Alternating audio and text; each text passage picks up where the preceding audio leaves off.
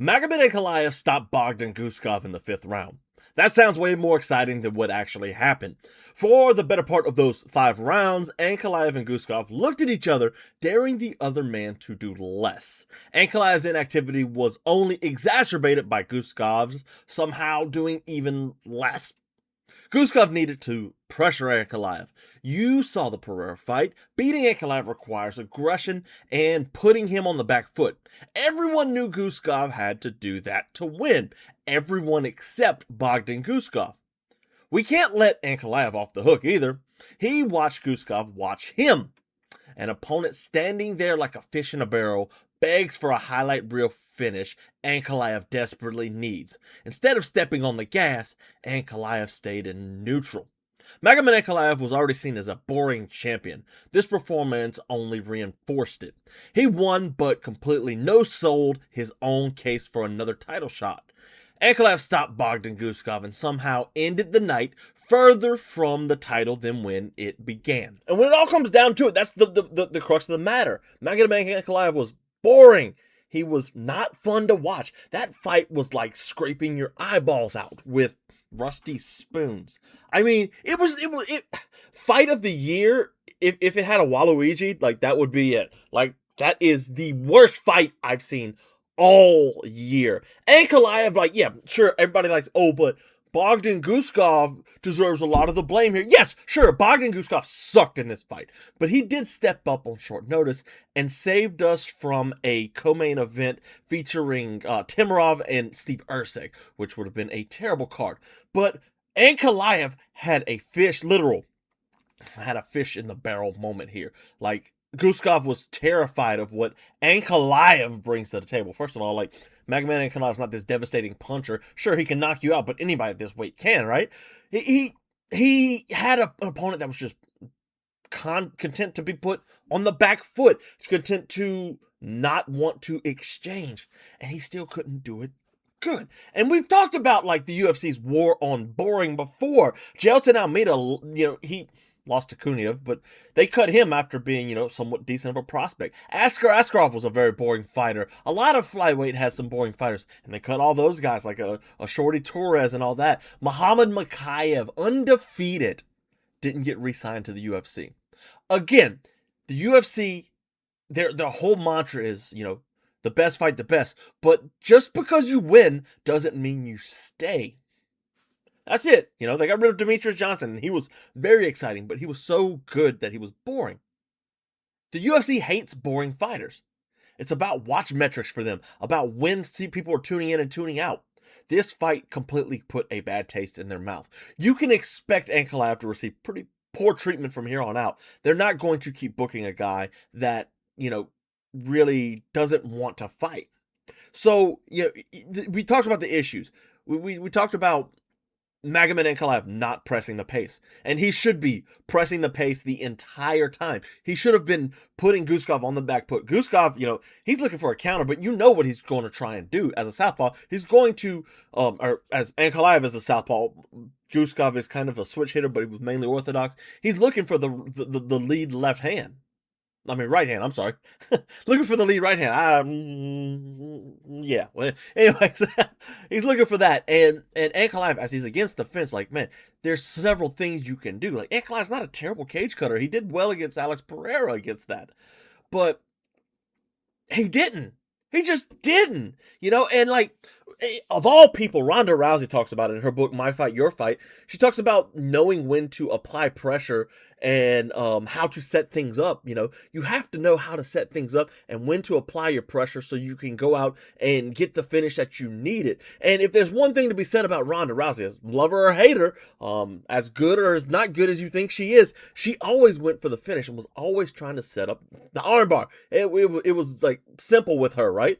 Ankalaev didn't have any finishing instinct in his body this fight and a lot of his other fights. Like, you remember, like, the Thiago Santos fight where he's like, yeah, I was fighting scared because, Santos was very dangerous. The Thiago Santos was not very dangerous at this point, It's not like he was fighting a Primeo Romero or anything like that. This is Thiago Santos after the double knee destruction against John Jones.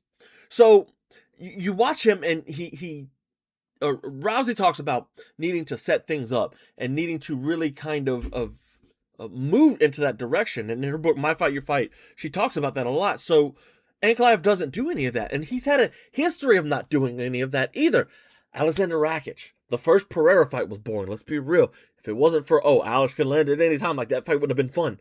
You know, there was the Jan Blachowicz fight where he kind of no-sold that fight too. The Thiago Santos. There's a reason nobody likes Magomed Ankalaev. And when he was champion, we all collectively groaned at the thought of him having a long, boring title reign. The Klitschko brothers in boxing aren't thought of because they were boring, even though they're not like Ankalaev boring. But like, we got to go back to Guskov too. Because Bogdan Guskov, if I can say his name right, he doesn't even deserve me saying his stupid name right, but Bogdan Guskov did nothing to win this fight. In our preview, we talked about it. We talked about what Bogdan Guskov needed to do. You watch the Alex Pereira fight. How do you watch that fight and see Ankalaev get pressured and like really flappy and mix his feet up and do all kinds of weird stuff and not say, hey, maybe as a power puncher, I try that. No, he didn't do any of that. Bogdan Guskov fought like a numbskull, like a nincompoop, like an ignoramus. Just pitiful. Pitiful. The preview show, we even called what Guskov needed to do. He was going to eat some leg kicks. He didn't even eat that many leg kicks against Ankalaev. It was 5 rounds. He didn't eat that much. He needed to pressure him. He needed to come forward. He needed to put Ankalaev on the back foot. You can't be scared of his power. Because his power, though he has 7 knockouts in the UFC's light heavyweight division, you can't be scared of it. And you have to do it early. See, the problem was he allowed Magomed Ankalaev to make his reads. He allowed him to get the distance. He allowed him to understand where he was. And once the fight got into the second and to the third round, you saw slowly the success, even though Guskov didn't do much, you saw the success slipping away from Guskov and Ankalaev making fewer and fewer moves to force something to go wrong for him. Ankalaev got the range, and it was over. The fight, being as bad as it was, is completely on Guskov for not trying to press the pace. Completely. Bogdan Guskov fought like an ignoramus. Now the finish, it was sus. 5th round, Guskov's kind of covering up. So yeah, I guess, it was kind of one of those things was like, okay, fine. I guess we're ending the fight now. Sure. Not a problem. I'll end this fight. But, at least it took us away from torture ourselves, as the viewer, like, oh, we don't have to watch this fight anymore. Thank God it's over. That kind of a thing. But as for what's next, obviously, like I said at the top, a title shot is completely out of the question. First of all, Carlos Ulberg's recovering. He tore his leg in the Yuri Prochazka fight. You remember that. Yuri Prochazka telling him, I'm going to fight you like a real warrior, and getting knocked out. Ulberg's out till next year, 27. That means Ankalaev's going to either have to fight again or wait. And if he waits, they're definitely not giving him a title shot. They can book Roundtree versus Paulo Costa. The winner of that gets the title shot against Ulberg. But Ulberg did make a suggestion. I quite like the suggestion, actually. He said, book Yuri Prochazka versus Ankalaev. If anybody can get an exciting fight out of Magomed Ankalaev, it's, first of all, Ian Kutlaba, which we saw that already. He beat him twice. And then Yuri Prochazka, who can do quite the same thing. Hopefully Yuri Prochazka catches the chin, though. And then you got Paulo Costa and Khalil Roundtree, he said. Another one for that one. That puts Costa right into the title area. That puts everybody where they need to be. And he said, hey, after the division sorts itself out, we can go from there. So, yeah, I like it.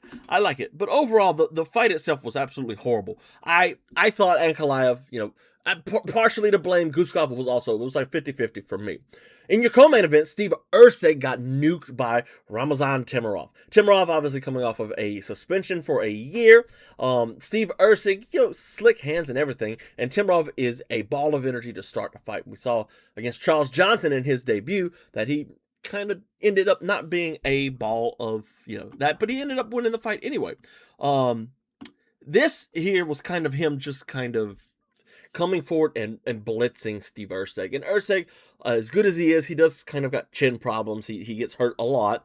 We remember the Kai Kara-France knockout where Kara-France kind of shifts through with a big, throws a right hand first, shifts through, and throws a left hand and just kind of knocks him down. But yeah, Erceg, I don't know where he goes from here. Ramazan Temirov, though, he's somebody to watch. 20-2 now. But I think at flyweight, with the amount of skill that they got, he's going to run into issues as his career goes on. Magomed Ankalaev, I'm looking at his name, I got to make sure I say it right, versus Damian Chapetsky. Wildchenko's a dog. Like, he comes from the Khabib camp. I can't talk today. And he's not the wrestler like you would think. He is a striker. Very good Muay Thai fighter. Made the rounds there. I don't know if he really fought stadium fights, but the guy's obviously very good. You ask Chapetsky himself, he's going to tell you, man, the elbows are to die for. So Chanko, he's going to be somebody to watch going forward. Dude's only 9-0, but man, he looks like a veteran that's been fighting for forever. Rizvan Kuniev defeated Tyrell Fortune. I wasn't big on Fortune coming in this fight, but he did some good things in this fight. But Kuniev, man, he showed some promise of, knees to the body, a lot of body work and stuff. And I made a bold claim, like, I thought Kuniev would beat a prime DC just because of the bodywork. DC melted on the bodywork alone. I'm not saying Kuniev is like a all-time great fighter. No, I just think he's a horrible matchup for a DC. Abu Bakar Vagayev defeated Erceg. I don't know. Walter Walker defeated Thomas Peterson, got a calf slicer. And he showed that, hey, I'm not all leg lock. Well, I am all leg lock. I'm not all heel hooks. And Peterson, first of all, Walter Walker, if he pulls guard on you, run. It's because he inverts, he goes, he gets the heel. And Peterson does a good job rolling and stuff, but he just didn't expect the calf slicer. And Walker just pins the calf behind his butt and hips in. And, oh, man, I gotta tap to that. Those are horrible, man. Calf slicers, I've been putting them before. Absolutely just terrible. Magomed Ankalaev defeated Dustin Jacoby. Man, I had this one wrong. I thought Jacoby was going to win this, but Ankalaev, man, really, really good. I was like, man, this is like, congratulations, light heavyweight. I said to myself, I was like, congratulations, light heavyweight. You have a share a bullet, and it turns out, oh wait, he did train with share a bullet. Like, literally, I thought that a minute later. DC said that. So, yeah, a lot of kicks, really hard to deal with. Jacoby had some ideas. But he really couldn't deal with the range of Magomed Ankalaev. Sam Patterson knocked out the ghost of Santiago Ponzinibbio. I don't think Sam Patterson's that good of a fighter, honestly. He, knocked out got beat by Michael Page, knocked out Trey Waters and Barlow, I'm sorry. But he's been in the UFC for a while and just kind of leaves his chin up in there and just decides to get nuked when he does. Axel Sola defeated Ishmael Bonfim, kind of cheated a lot in that fight, but you know how that goes. Ended up searching for some submissions, had an anaconda there, had a Darce choke there. That's what he ended up finishing with the Darce choke. Magomed Tukulov defeated Brinson Ribeiro. Okay. Nurullo Aliyev defeated Mike Davis, and Mike Davis went off mad about the crotch sniffers, I guess I'll say. He said it's very not nice. Aliyev didn't do anything with it. He kind of just wrestled and held Mike Davis down, and Davis was really, Beast Boy was upset. And then Abdul Hussein defeated Cody Gibson. I have no idea why Cody Gibson at 2-5 in his last 7 or 8 is in the UFC anymore. But again, the card itself, not terrible, but it was designed to not actually be terrible. It was more or less a, let's see what we can get our Muslim brothers to do and how much we can get them to win. And these guys showed out. Chanko, highlight of the night for sure. Temirov, very good fighter as well. Just for Ankalaev, kind of ended badly.